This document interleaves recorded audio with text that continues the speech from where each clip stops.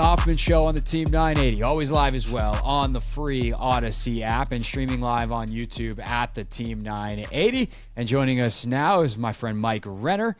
He is the draft analyst at The Messenger, and he's been watching some pro tape as well. And actually, Mike, I saw you tweeting about Emmanuel Forbes the other day. So what are your first impressions of watching the Commanders in Week 1?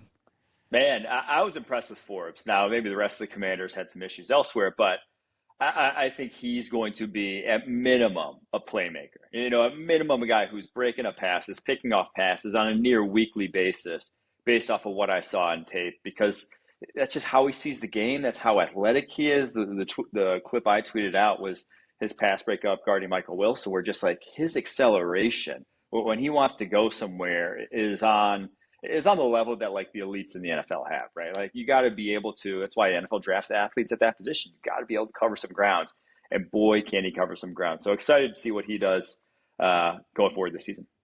Yeah, he. The one thing I did find interesting is he's not technically starting right now. Like when he's playing, he's on the outside, but he played about 65% of the snaps with Forbes and with Fuller and St. Juste playing 100%.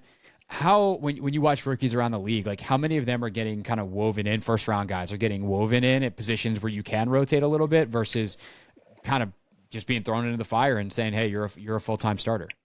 I would say that's not rare at all, especially for positions that are, what do you call them? That are like consistency positions where one mistake costs you a big time. Like at wide receiver, if you run the wrong route, quarterback can go elsewhere.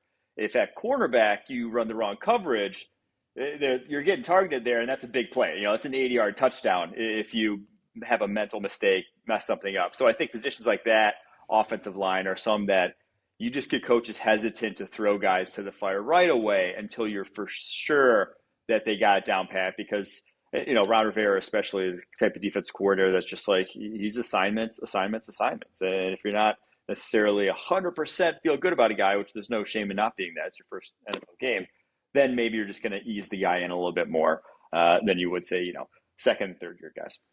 Yeah. So that actually kind of sparks a discussion that I've been having on the show this week. Logan and I were talking about it on the podcast today as well, which is what they're doing with Jamin Davis. And obviously for you as more of a draft guy, you're now rewinding in your brain to the Jamin Davis files that's a couple of years old.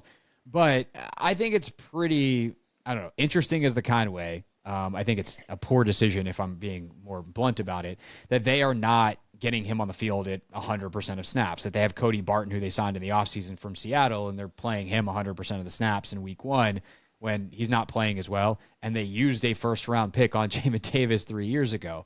So when you, again, compare that to kind of what happens around the league, that resource allocation, like what do you make of that decision and kind of and how you grade the draft pick, if you will, in hindsight? Yeah, I mean, it can't get a high grade, right? Because that was a talented draft class. That was a loaded draft class, and to get a guy who really hasn't been an impact player at this point, and again, if you're signing some street free agent who's out snapping them, that's pretty damning about what he looks like in practice and what he looks like in meeting rooms and whatnot. So that's worrisome for a guy like that to be going backwards, sort of, in the responsibilities he's been given in his career. So what I saw out of Kentucky was a project. Like, it surprised me that he went that high. Obviously, you know, everyone's chasing these guys who are supposed 3-down linebackers that can cover wide receivers that move like that. And he always has been able to move like that. But even at Kentucky, like, he didn't have the coverage experience for me to feel good about throwing him to the fire right away and saying, like, oh, yeah, he's going to be able to cover these high-end tight ends, high-end wide receivers in the NFL. And that's always worse. I mean, when you're drafting a project, that's not the position I necessarily want to be drafting a project, because linebacker is such a cerebral position that you need the reps. You need guys, you know, the ones who are the Bobby Wagners, the Luke Kuechly's. They come in the NFL and you see it already. Like, it's a very mental position, much like quarterback. It's the quarterback of the defense. So sometimes the light switch flips on real late in the game for guys like that. Like a Devondre Campbell comes to mind as a guy who was billed similarly, and then year 6, year 7, all of a sudden it turned on. That's kind of what you're hoping for with Jamin Davis right now, but at this moment, like, that's not a great sign that he's not getting those nickel dime looks.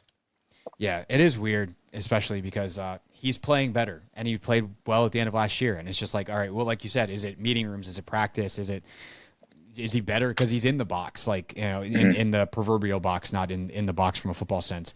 I guess we'll find out if Ron decides to spill, and if not, we'll just keep seeing what happens. Mike Renner, who is now the draft analyst for the Messenger, is with us here on the Hoffman Show. Did you watch any of the Commanders' offense? Did you get to watch any of Howell? I did. I watched Howell specifically, so I didn't really watch the running game. That's your boy. He was my QB1 in that class. And truthfully, like, I was very encouraged by what I saw last year, some very encouraging things week 1, but also some discouraging things. Like, I think he's still a little too tight. Like, he needs to let it open. There were deep balls to be had on tape that he turned down, man. Like, in this offense, with the receivers they have, he needs to use the whole field. Like, that is his strength with his arm. That was what he did at North Carolina. If you're not really challenging defenses with goes, posts, verticals, deep overs, that sort of thing on a once a drive basis, I think you're doing it wrong. And the calls were there after they kind of eased them in with some quick throws early on. But there were calls there when they did dial up deep shots, and there were one plays to be made, and I think he turned down a few too many, and that's why you saw the Cardinals break up a lot of his passes, because they were just able to sit on the underneath stuff, knowing that he kind of had dropped his eyes and wasn't really willing to open it all the way up. So some encouraging things. I think from an accuracy perspective, it was good. The pick, I wouldn't really put on him. The fumble at the end of the half, got to be better ball security, but it's not like the most damning thing. I don't think fumbling was that big of an issue for him at North Carolina. So we'll see about that. But I do think once you get that sort of confidence to be able to, challenge deep more often, and he did it again end of last year, he did it in his only start. So it could be there. But once that's the case, I think you're seeing a guy who's going to be an upgrade over what we saw at quarterback last year. Yeah, I would say even for a lot of last year, what we saw against Arizona was an upgrade, even if there was a lot to be desired. Yeah. Wasn't exactly fun towards the end of last year. When you evaluate quarterbacks, like, how consistently do you see? Let me try to I'm just going to give you an observation. I'm not even trying to formulate it in a question. Yeah. But so you talk about the discipline it takes to throw deep, like to not just be like, oh, I'm going to look deep and I'm going to check down, because most of the time that's what you're going to do. Like Brooke Pryor just wrote this great piece for ESPN, how air yards are way down and deeper shots are way down in the league because defenses are playing deep. How hard is it for quarterbacks, here's I guess the question, in the league to stay disciplined and actually respect the process and not just give kind of a token look deep and know they're even if they're going to wind up throwing short 70, 80, 90% of the time? Yeah, it's difficult in that a lot of the times, as you kind of alluded to there, like, defenses are setting up with 4 deep, quarters, 2 deep safeties, that sort of thing, to where, like, by the pre-snap look, you're thinking deep shots aren't going to be there, right? Like, the pre-snap look is telling you we're giving you more space underneath than we are deep. But then it's almost fool's gold, and I think we saw that with, like, Bryce Young this past weekend to bring up another young quarterback, in that they were showing those looks, and then they'd have their safeties crashing downhill, and they got 2 balls picked off that he thought, oh, there are going to be windows here, but no, the safeties are playing aggressively downhill, knowing that they've already baited you into those underneath looks. So I think that's kind of the way defenses are playing around the NFL now. It's like, we're going to line up like this, and basically, like, we might give you some guys can sneak through that you just have to take advantage of. And so I think you have to, the biggest thing with him is just stay working deep to high and don't just get stuck on underneath the intermediate concepts that he's trying to work out. Make sure you're making them respect that vertical first before you get to everything else. Mike Renner, draft analyst for the Messenger, is with us here on the Hoffman Show. So obviously this quarterback class in the college level has been talked about a ton. Is it, through a couple of weeks of college football, so far holding up to the hype that it had in the preseason? So I'll say like this. I don't know if we're going to see the top end draft guys that we saw maybe 2021 when quarterbacks went 1, 2, 3, had 5 guys in the top 15 picks. I don't know if we see that, but I think I've seen the most. This is the most guys I've seen who probably I'm going to have top 3 round grades on. That, I'm doing this for a decade, draft analyst, that I've seen in that decade. Like it's just, I think like the 7-on-7 and personal QB coaching era has really hit. And you got a lot of 5th, 6th year guys too. You get like the extra year of eligibility from COVID. This is really all like this perfect storm of, there's just a lot of quarterback talent entering the league this upcoming year. Maybe it's not, can't all go top 10, can't all go top 5. There are going to be some guys pushed on boards, but there's like a number of guys right now that, after the top 2 of Caleb Williams from USC, Drake May from North Carolina, there's probably about 6 other guys that could end up as QB3, could end up as first-round picks right now, based off of what I've seen on tape from them the first 2 weeks. So that's a rarity that there's that many guys with that much talent that are playing at that high a level already. So I think this quarterback class, it's probably going to fall off in terms of guys will come back to school. They'll see the landscape and say, hey, I'm not going that highly with all these other guys coming out. I'm probably going to come back to school. But as it stands right now, it's a good time to need a quarterback if you're an NFL GM. Shadeur Sanders obviously is kind of the talk of college football with everything going on at Colorado, and all the hype and attention. Where does he fit into the board? I think it's too early to milk Abraham QB3. I'm not going to go do that. I have a little more respect for myself to do that after 2 games starting against. Come on, man! If you want a 40-year career on television, you gotta buck up, and also more hair gel.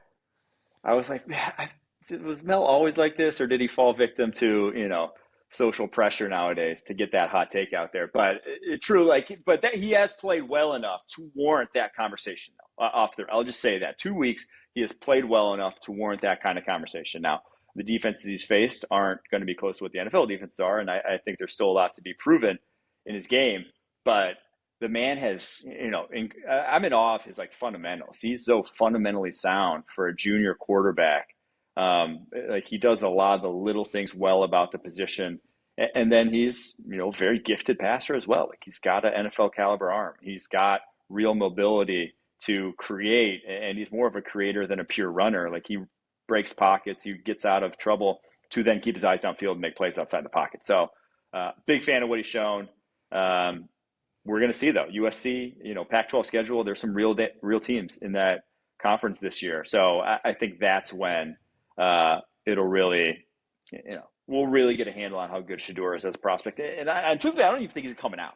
With Colorado's recruiting class, with what they're going to get in the transfer portal, he comes back to school, he's going to get hella NIL money, and he's going to be for a national title contender. So I'd be surprised if he ends up actually declaring after this year even. So same decision's got to be made by Caleb Williams, and there's hints coming out of his camp that if Arizona's tanking it and they're kind of a mess of an organization, that he would potentially pass on them, and that he's going to pay attention to what's happening in the NFL and where he would wind up going.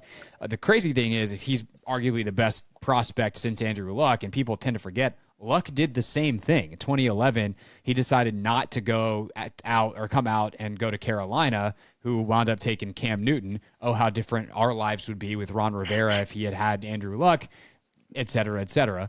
But back to Williams, how does his potential indecision affect the class, and do you actually believe that there's indecision there?